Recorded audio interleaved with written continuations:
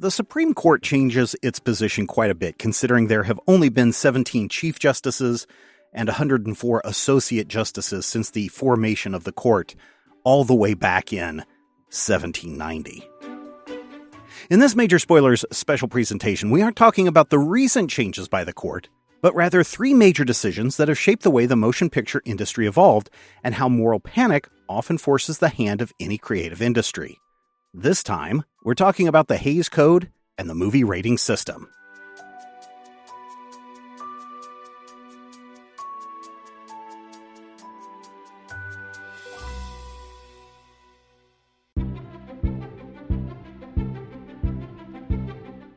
In the early decades of the motion picture industry, films were rarely recognized as an art form, even though it was using concepts, ideas, and visuals from art mediums like still photography and stage plays.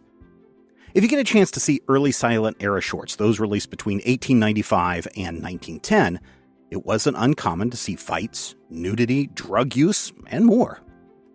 But even in these early days, there were those who saw film as vulgar and a lowbrow medium, cheap entertainment for the working class who could only keep their minds focused for a short amount of time.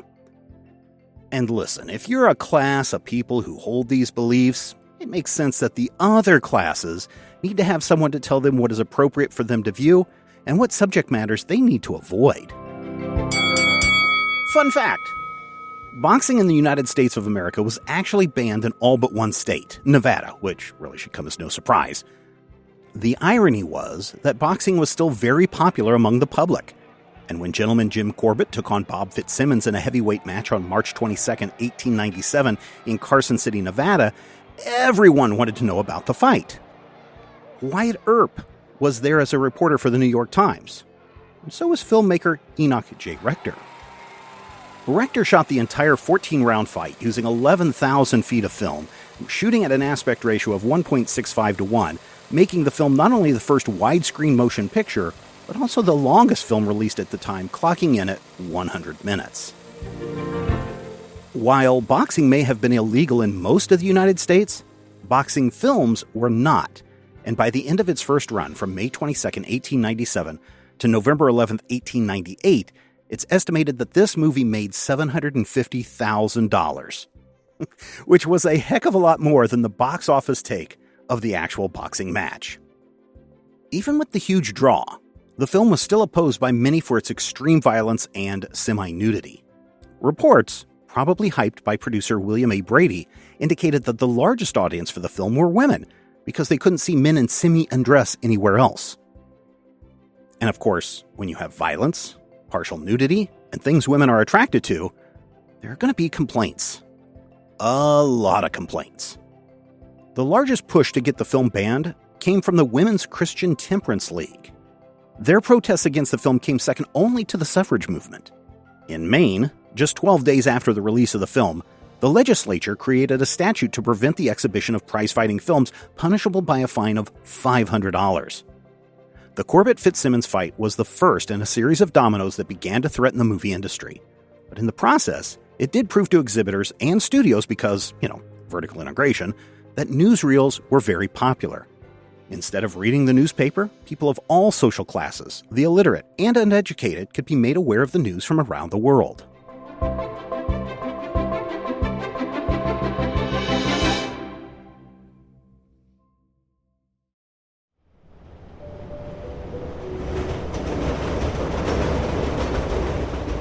The phrase, "all politics are local," is best remembered as a statement made by Speaker of the House of Representatives Tip O'Neill in 1932.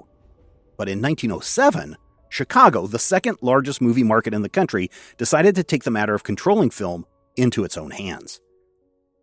In creating the first censorship ordinance in the United States, the Police Censor Board granted the Chief of Police control over what films could and couldn't be seen inside the city limits.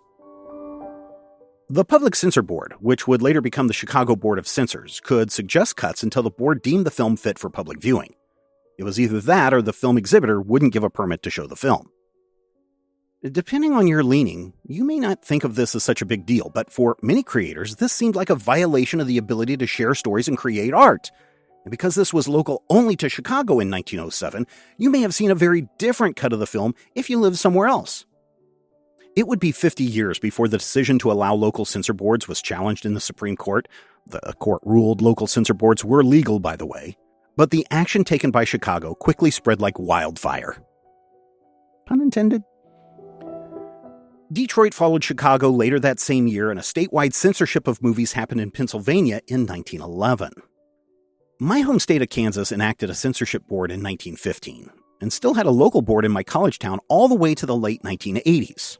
Although by that time, according to my film history professor who coincidentally sat on the board, the effectiveness of the censor board by then had been greatly diminished. Before the Hays Code was even dreamed up, 7 states and hundreds of cities across the country had motion picture censor boards, with the largest located in New York City. On Christmas Eve, 1908, Mayor George McClellan revoked the license of 550 movie theaters over the concerns of fire safety and moral grounds. As we look at New York and its role in censorship, it's interesting in this story because there was one group, the People's Institute, that didn't see films as morally damaging, and it got together with other reform groups to form the New York Board of Motion Picture Censorship. This group, composed of 10 members, would review films for the studios, suggest cuts, and ultimately give the film a thumbs up or thumbs down on whether it could be released. Of course, it didn't do this as a free service to the motion picture industry. It instead charged a small fee. The fee was usually based on the number of feet of film removed in order to get the board's approval. Okay, listen. There are a few things in this part of the story that just make me want to stop and laugh for a bit. Mostly out of frustration that the studios allowed this nonsense to go on in the first place. Part of what the New York Board of Motion Picture Censorship was doing certainly feels like a slimo showing up to your business and saying, "Hey, you got a good picture show here. Sure would be a shame if something happened to it, if you get my drift." And then there's Chicago and its police censor board. Now check this out. The first motion picture didn't shoot in Hollywood until 1907, after a production decided to move there for sunshine and good weather. Turns out the movie they were shooting was running into delay after delay due to the rain in the city of Chicago. Now, knowing this, it kind of seems like there might have been some retaliation by the city against the industry packing up and moving out of town. Maybe? Just me? It just seems like one of those odd coincidences is all I'm saying. Anyway, back to New York City. With all of your movie houses shut down, the best way for the studios to appease the city was to, that's right, give in. Pay the fee. Make the necessary changes suggested by the committee. And if it works in New York City, it might as well be picked up by other cities and states across the country. Ohio, for example, created its board of censors in 1914, which brings us back around to newsreels. See, it wasn't just Charlie Chaplin's Making a Living or Gertie the Dinosaur or even America's Sweetheart Mary Pickford's movies that had to go before these review boards. It was every film being released, including the newsreels. According to IMDb, there were over 1,100 films released in 1914, and each one had to go before the board, which caused delays as local boards were swamped with their reviews. It could be weeks before the film was reviewed, edits made, and approvals given before the film would show up in theaters. If you are a company that had its newsreels delayed, that's a serious matter. People complain of a live event being delayed by a few seconds today. Imagine having your news delayed by weeks because the Ohio Censor Board hadn't gotten around to your newsreel yet. For the Mutual Film Corporation, many name changes prior to and following, it was just too much. And it sued the state, arguing that the board was not only violating its freedom of speech, Mutual is the company behind many of Charlie Chaplin's early films, but the board was also interfering with interstate commerce. I believe the Mutual Film Corporation was right in arguing the free speech angle of their case, but the interfering with interstate commerce may have been the argument that they should have steered clear of, because that's the portion that had the Supreme Court of the United States declare that motion pictures were not art in a 9-0 decision. Writing for the court, Justice McKenna stated in Mutual Film Corporation versus Industrial Commission of Ohio, "The exhibition of moving pictures..." I'm sorry, I don't know what Chief Justice McKenna sounds like, so I'm just going to imagine him as an old country Supreme Court justice. McKenna would say, "The exhibition of moving pictures is a business, pure and simple. originated and conducted for profit, not to be regarded or intended to be regarded by the Ohio Constitution, we think, as part of the press of the country or as organs of public opinion." Unquote. The court would go on to write that because they, the motion picture industry, may be used for evil — again, I don't know if this is a capital E evil or a little e evil — the court could not regard censorship of movies as beyond the power of government. Right there, in those two statements, the courts said movies were not art, but a business, and could therefore be regulated by the government. Let that sink in for a moment. Movies are not art. It's called show business for a reason. Though I have no proof, it seems interesting to note that when Metro-Goldwyn-Mayer, MGM, was formed in 1924, that their slogan was "Ars Gratis Artis," art for art's sake, perhaps in response to that Supreme Court decision nearly a decade before. Also, MGM was formed under incredible amounts of debt, so that could be it too.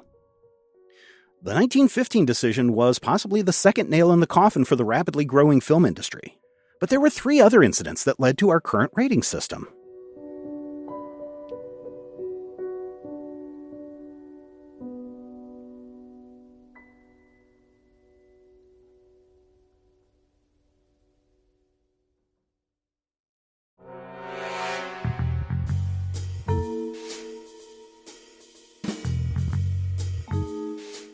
Roscoe "Fatty" Arbuckle was without a doubt one of the biggest comedic actors of the silent era.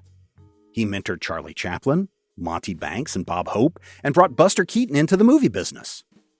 In 1920, he signed a contract to work exclusively with Paramount Pictures for $1 million a year. That's about $16 million a year in today's dollars. However, the comedian's fame and fortune came crashing down in September 1921 when he was accused of the rape and murder of Virginia Rappe. Arbuckle had thrown a party over the Labor Day holiday at a hotel in San Francisco, and according to the accusation by Rappe's friend Bambina Maud Delmont, Arbuckle had brutally raped Rappe, and he was so drunk that he passed out on her, crushing her with his immense weight, causing her to die 4 days later. Seems pretty salacious. And it goes against what the hotel doctor who examined Rappe during the party said, and against all coroner's reports done during the autopsy. No signs of rape, no signs of being crushed to death. Didn't matter, though. Arbuckle was arrested on September 13, 1921, and was arraigned on charges of murder and held without bail. Even though the studios warned their actors to stay quiet on the matter, Charlie Chaplin and Buster Keaton both issued statements. Charlie Chaplin said Roscoe was a genial, easygoing type who could not harm a fly.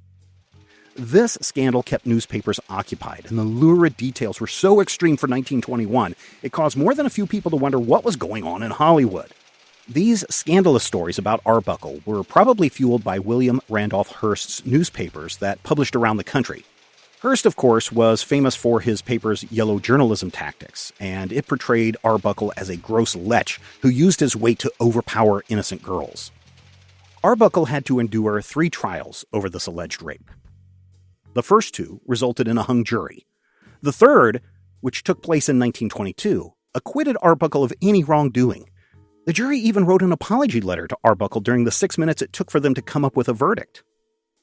I know, some of you may be a little outraged about this, but keep in mind, the only evidence of the alleged rape and murder came from Bambina Delmont, and she never took the stands because the police and prosecutors knew her story would not hold up. By the end of the 3rd trial, even though he was acquitted, Arbuckle was banned from working in Hollywood. His films were banned from exhibition, and he owed more than $700,000, about $14 million in today's money, in legal fees. He was forced to sell his house and cars to pay off his debts. Arbuckle didn't commit the crimes he was accused of, but his career was ruined, all while Delmont toured the country telling her side of the story and making money from it. If you've seen the 2022 movie Babylon, there's a scene early in the film that alludes to the Arbuckle scandal, and in the first season of HBO's Perry Mason, the detective is seen spying on a very overweight man and his sexual adventures.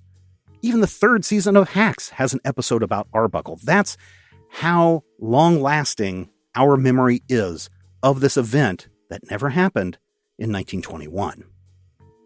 While Arbuckle's career was ruined by this incident, at least he didn't lose his life. That brings us to William Desmond Taylor, an Irish-American director and actor. Taylor directed 59 silent films from 1914 until his death in 1922, so he was well known across the country. On February 2, 1922, Taylor's body was found inside his bungalow in Los Angeles. A man on the scene identified himself as a doctor, stepped forward and said Taylor had died of a stomach hemorrhage. The man disappeared into the crowd, never to be seen again. During the autopsy, it was discovered that Taylor had been shot in the back at least once, with a small caliber pistol, which was not found at the scene. During the investigation, it was determined that larceny wasn't the motivation, as Taylor had $78 in cash on his body, a silver cigarette case, and a 2-carat diamond ring on his finger. Instead, tales began to circulate that days before the murder, Taylor had made several delusional statements, and he had been seen hanging around with people who had been convicted previously of embezzlement, forgery, and there were even reports of a homosexual encounter leading to the murder. Witnesses were brought forward, and once again, fueled by stories and opinion pieces in the newspaper, Hollywood was, quote, "our American Sodom and Gomorrah," unquote, with many editorials calling for the destruction of Hollywood. One newspaper said Taylor, quote, "got what was coming to him," unquote. To this day, the Taylor murder has not been solved. The Arbuckle and Taylor scandals were the biggest scandals, but they weren't the only scandals to rock Hollywood. The death of Olive Thomas in 1920, the drug-related deaths of Wallace Reed, Barbara Lamar, and Gene Eagles also contributed to the concern that Hollywood and the motion pictures it produced were immoral and corrupting. Who was going to clean it up? Who was going to protect the children from the wicked ways of these movie stars and the Hollywood system set up to lure them into immoral acts? This, by the way, is what we mean when we talk about a moral panic. A widespread fear that some evil person or thing is threatening the values, interests, or well-being of society. While there certainly are problems and issues with the Hollywood system, the claims that Hollywood was a modern Sodom and Gomorrah is a way of a vocal minority to exaggerate their fears and make it seem like a larger body have the same concerns that they do. In his 1972 book, Folk, Devils, and Moral Panics, Stanley Cohen came to the conclusion that a moral panic is where the untypical is made typical. Certainly there weren't mass murders and orgies taking place every day in Hollywood. While some movies had violence and graphic imagery, not every movie told the audience to pick up a gun and shoot up the bank. Cohen goes on to say that moral panics often come about because of the fear of lack of control. And we think about what was going on. World War I had just come to an end, and horror stories of trench warfare and chemical weapons that were being used certainly changed the tone of what was going on in the world. The influenza outbreak of 1918, the ratification of the 18th Amendment in 1919, and the 19th Amendment in 1920 certainly created a great deal of change that, to some, might have been just too much to handle. And in an attempt to push back, the easy target seemed to be the movie industry. By 1921, there were over 100 congressional bills submitted that would limit and protect the people from the menace that was the motion picture industry. With all these scandals, the decision by the Supreme Court that movies were not protected speech, continued pressure from censor boards, and the fear that the government could step in at any minute and regulate the industry, Hollywood did the only thing that it could do. It gave in and decided it would self-censor.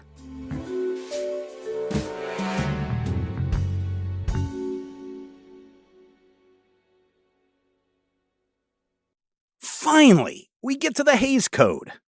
Well, not quite. In 1922, following the huge outcry from the Arbuckle and Taylor scandals, the studios created the Motion Picture Producers and Distributors Association, which would serve as a trade and lobby organization for the movie studios. If the MPPDA wanted to get everyone off its back, it needed to find a leader that could calm the fears of legislators, reduce the control of censorship boards, and most importantly, get the studios back to doing what they do best. Make art.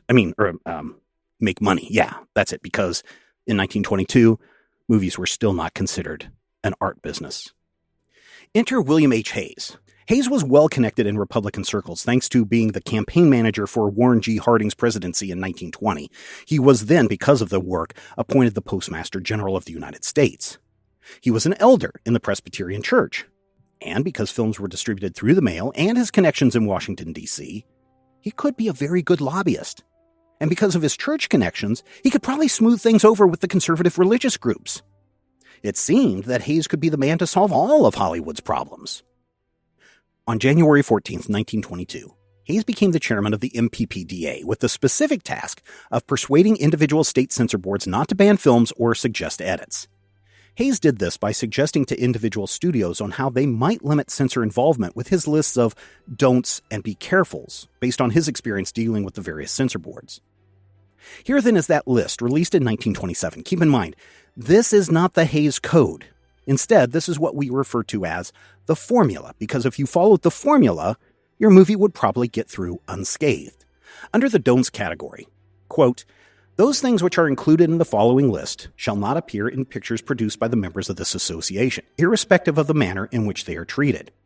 Number 1, pointed profanity by either title or lip.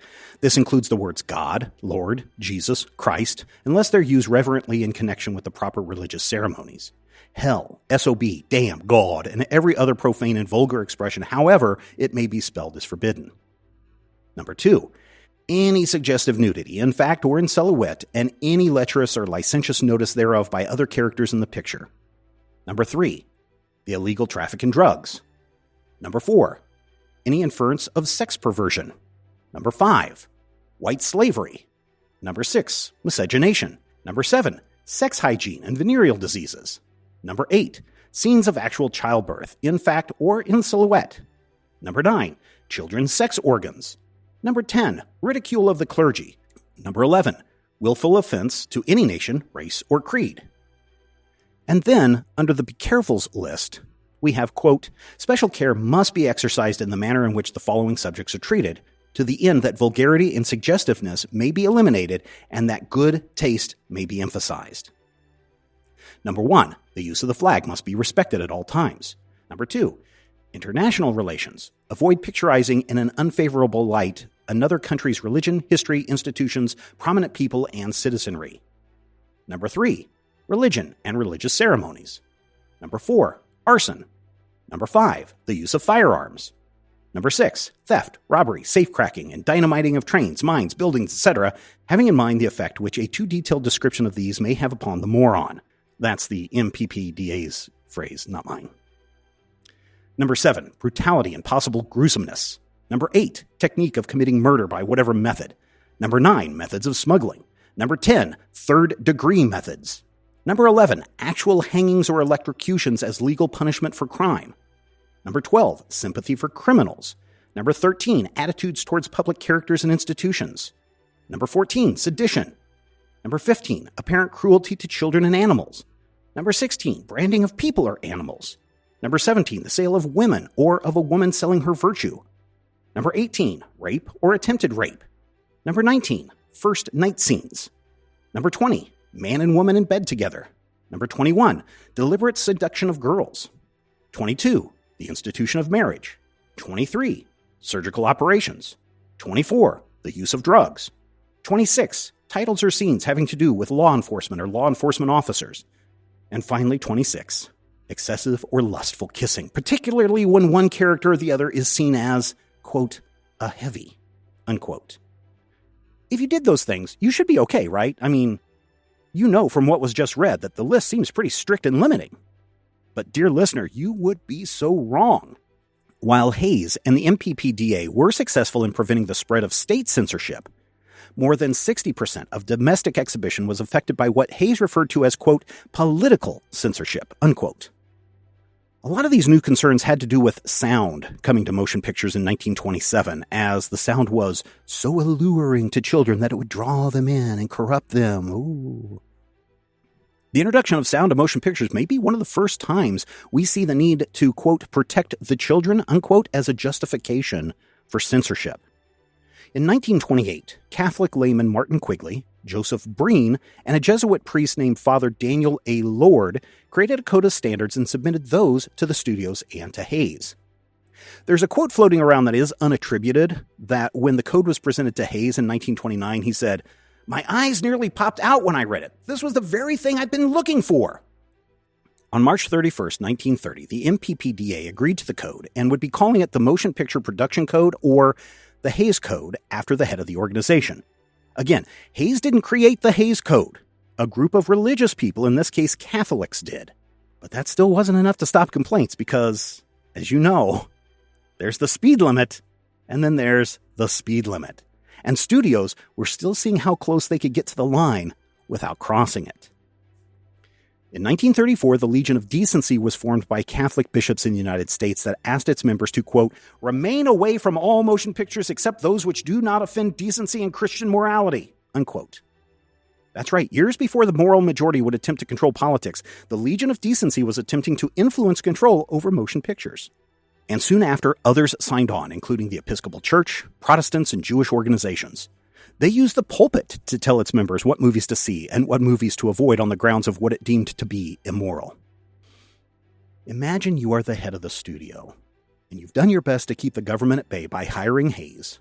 The censor boards are calming down due to the implementation of the production code, but now extremely large religious groups are calling for boycotts of your movies because they aren't moral enough. Pile on with all the money the studios have been losing thanks to the Great Depression, and the studios did the only thing that they could do. They gave in, and they made the code mandatory. On June 13, 1934, an amendment to the production code was adopted that established the Production Code Administration, the PCA, and it required all films released on or after July 31, 1934, to obtain a certification of approval before being released. It also put Joseph Breen, an originator of the original production code and a prominent Catholic leader, in charge of the PCA. Under Breen, the production code became even more strict and unyielding. The code was divided into two parts. The first covered general principles that prohibited lowering the moral standards of those who see it, so as not to influence women, children, the lower class, and those of susceptible minds. Again, those are their words, not mine. Films had to show correct standards of life and were prohibited from creating sympathy for violation of crimes. The second part of the code was even more strict. A complete ban on homosexuality. No curse words. Miscegenation was forbidden. No adult-only films were allowed. Sexual relations outside of marriage, forbidden. Sexual acts considered to be perverted were also forbidden. All crimes had to be punished, and the audience must be made aware that such behavior is wrong. Authority is to be treated with respect, and the clergy could not be portrayed as comic characters or villains. The 1934 code was even more strict than the one that came before, and though it was kept secret for a long time, the attempt to pull Catholic doctrine into the motion picture industry is very apparent today. So that's how we got the code and a list of regulations that would formulate and control movies from Hollywood for the next 30 years. But how damaging was the Breen era? You can go online today and find many films released before 1934. These are called pre-code films. And in some cases, we can find films that were released prior to the code that were then re-edited to get the MPPDA seal of approval and re-released. One of the best examples is Babyface, starring Barbara Stanwyck. The tagline, "She had it and made it pay," unquote. And the opening discussion of sex at the beginning of the film made this very salacious for the time. In fact, check out this code-approved version of the film, edited by Breen himself. A woman, young, beautiful like you are, could get anything she wants in the world. But there is a right and a wrong way. Remember, the price of the wrong way is too great. Go to some big city where you will find opportunities. Don't let people mislead you. You must be a master, not a slave. Be clean, be strong, defiant, and you will be a success. That doesn't seem so bad, right? Until you check out the pre-code version of the film before Breen got his hands on it. A woman, young, beautiful like you, can get anything she wants in the world because you have power over men. But you must use men, not let them use you. You must be a master, not a slave. Look, here. Nietzsche says, all life, no matter how we idealize it, is nothing more nor less than exploitation. That's what I'm telling you. Exploit yourself. Go to some big city where you will find opportunities. Use men. Be strong, defiant. Use men to get the things you want. Totally changes the meaning of the exchange between the man and the woman, doesn't it? It so radically changed it that this isn't even the same story. There are so many more examples of this kind of stuff. For example, in the 1940s, Warner Brothers was so outraged over the Nazis in concentration camps that it wanted to make an anti-Nazi movie, but it was prohibited by the PCA, citing the movie depicted another country's institutions and prominent people in a bad light. Can you believe this stuff? On the plus side, there is another story about the way Hollywood got back at the Nazis and got the Three Stooges and Charlie Chaplin on Hitler's kill list. But we need to save that for another time. These examples are just how controlling, or perhaps out of control, the PCA was in the Breen era. Again, thanks to the Supreme Court ruling, Hollywood scandals and the rise of religious organizations that's attempting to force their morality on the motion picture industry and thus the rest of the country.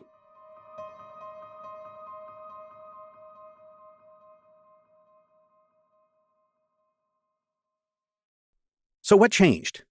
Why was the code gotten rid of? Well, there are several key moments that ended the PCA and Hollywood self-censorship. I'm not going to go into a lengthy detail here because we might want to talk about them in greater depth later on. The first was the United States versus Paramount et al. In 1948. This decree dismantled the vertically integrated studio system, which meant theaters were no longer forced to agree to block booking or blind buying. Because of this, studios found the easy money train of A, B, and C-list pictures start to slow to the point where it needed to become more selective of the films it released if it hoped to make money. I mean, if it hoped to make art. Are we making money or art here, guys? Oh, okay, hold on. More on that in just a moment. Because of the Paramount decree, theater owners no longer needed to rely on Hollywood for its wares, and as smaller art houses started opening, foreign movies began to appear post-World War II. These movies were not regulated by the PCA because they're not made in the United States, and thus they could contain nudity, swears, violence, and a whole lot more. The movie And God Created Woman was released in 1956 through Kingsley Productions, which just so happened to be a subsidiary of Columbia Pictures at the time. While Columbia was bound by the code, its subsidiary was not. Very clever! And they were so clever, again, that other studios would follow that same line of reasoning going forward. So in addition to skirting the code that way, there were producers and directors like Otto Preminger who didn't care what the code said. He just made movies that told stories and what he considered art and hopefully made a little money as well. The movie The Moon is Blue, which was released in 1953, is a story about a young woman who is pitting two men against each other, with the prize being her virginity, which she is saving for marriage. The Man with the Golden Arm was released in 1955, and it showed Frank Sinatra playing a person addicted to heroin. Yes, that Frank Sinatra with his arm tied up. Howard Hughes was denied a certificate of approval for The Outlaw, released in 1941, or because he wanted to release it in 1941, due to Jane Russell's breasts and how prominently Hughes displayed them on the screen. By today's standards, it's pretty mild, but 1941, hoo boy. Hughes took The Outlaw on a roadshow in 1946. Now, a roadshow is where you don't use traditional movie theaters, but instead you rent out a space to show your movie and you go from town to town. And Hughes made money wherever The Outlaw went. The final thing that we can look at that influenced the ending of the PCA was television, a technology that didn't require audiences to leave home to be entertained. And as salt in the wound, many studios, seeing no need or reason for re-releasing its library of films, licensed or sold them to distributors who would then turn around and sell them to television stations and networks, thus creating a vicious circle. Then, in 1952, and this is where we kind of tie this back into the beginning, where the Supreme Court changes its mind. The Supreme Court changed its mind and overturned the mutual decision in the Joseph Bernstein Inc. versus Wilson case. Now, this is popularly known as the Miracle Decision, not because it allowed movies to be protected as free speech and seen as art again, but because the short film The Miracle was part of the case. But let's be honest, it was also because it was the miracle the studios needed to save themselves. Well, almost. Following the Bernstein case, the PCA, under the newly renamed Motion Picture Association of America, and now known as the Motion Picture Association, or the MPA, did allow some films to be released that did have what some might consider objectionable material with the MPAA seal of approval. There weren't many, but it did happen. In 1963, MPAA President Eric Johnston died, which led to a lot of infighting between those that wanted to keep a very strict code and those that wanted a more liberal code that Johnston brought to the industry. 3 years later, in 1966, Jack Valenti was installed as the MPAA's new head, and though the organization did become a bit more flexible, movies like 1966's Who's Afraid of Virginia Woolf came with a suggested for mature audiences label, and the PCA board still had the word screw removed from the film. In 1968, MGM, art for art's sake, released the British-produced, American-financed film Blow Up, even though it was denied by the Production Code Authority due to nudity, intercourse, and foreplay. MGM released it anyway, and it forced the MPAA to revise the code from its very lengthy text down to 11 bullet points to be current with community standards and good taste. I'm sorry, wait a minute. Who gets to decide what defines community standards? Does Chicago get to decide what I, a person living in Kansas, get to watch because its standards are different than ours? What if I don't agree with what's going on in Florida?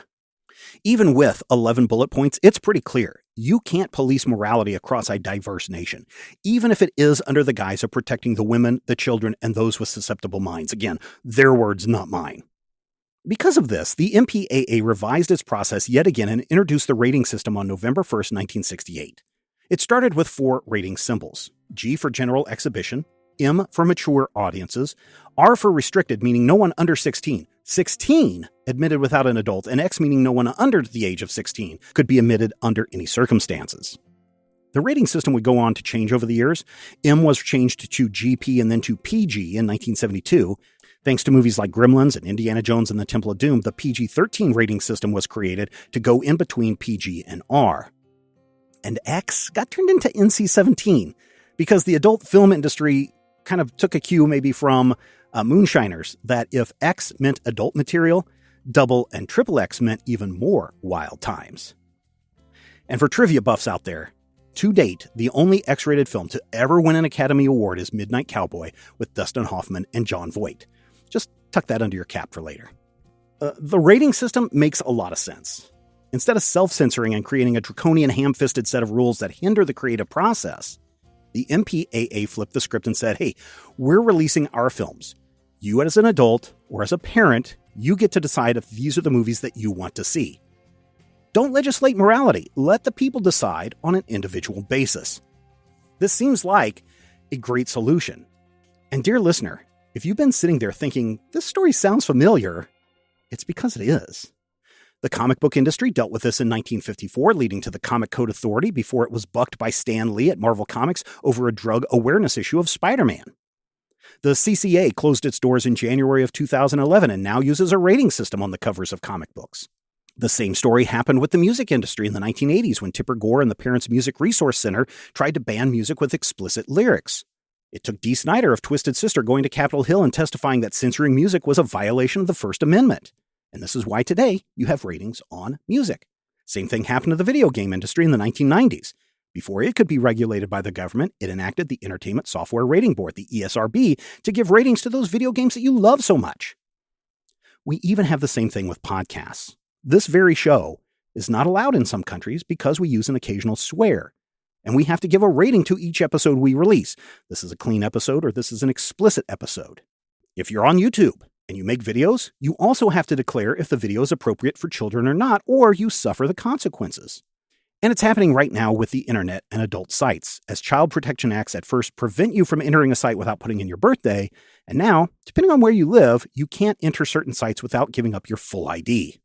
This seems like a violation of privacy catastrophe just waiting to happen, but keep in mind, it took the movie, comic book, music, and game industry years to calm the fears of the pearl clutchers and give us the rating systems that we have in place today. Now, I have a feeling that the internet is going to adopt its own rating system, putting control of what can be accessed and by whom back into the hands of parents and adults.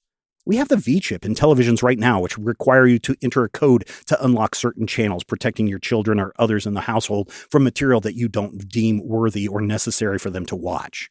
Even Disney Plus has a parental lock, a code that you have to enter in order to watch movies that are above the PG-13 rating. This is why Hulu and Deadpool and all these other more R-rated movies can be found on Disney Plus right now, because it's saying, hey, parents, if you want this, enter this code. And I think the same is going to happen to the internet going forward. What about modern moral panics? Turn on the nightly news and you'll see it happening in real time. If we return back to Stanley Cohen's studies on moral panics, he suggests that there are 5 stages. And interestingly, they line up pretty well with what the movie industry endured. Stage 1 is when an event, condition, episode, person, or group of persons is perceived and defined as a threat to society's values, safety, and interests. We saw this with Fatty Arbuckle and the death of directors and actresses, which certainly were out of the norm at the time. This leads us to stage 2, where the nature of these threats are amplified by mass media, who present the supposed threat through simplistic, symbolic rhetoric. Hearst yellow journalism and gossip column by Hedda Hopper in the 1930s and 40s played into those fears a great deal, stoking the fires of the immorality of the motion picture industry. By stage 3, a sense of social anxiety and concern among the public is aroused through these representations. While there certainly weren't people screaming in the streets that the big bad movie man was out to get them, social reform organizations certainly played up on these fears to get attention to their causes and to get people to ask, why won't somebody think of the children? Which leads us to stage 4. The gatekeepers of morality. Editors, religious leaders, politicians, and other moral thinking people respond to the threat, pronouncing the diagnosis and a solution to the threat.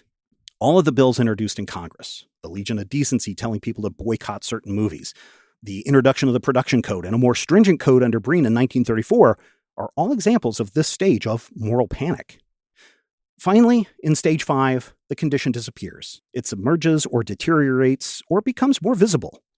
In this case, the production code went away, replaced by a different system of letting people make their own choices. And that system has evolved, and it's going to evolve again. With all of this in mind, the next time a moral panic erupts, especially when it concerns the media we consume, whether it's the inclusion of an underrepresented group in your favorite space fantasy series, or a person of color being cast in a movie, or even the discussion of whether or not sex scenes should be included in movies, remember, these are all forms of moral panics and are often the result of people who are lashing out in fear over loss and control.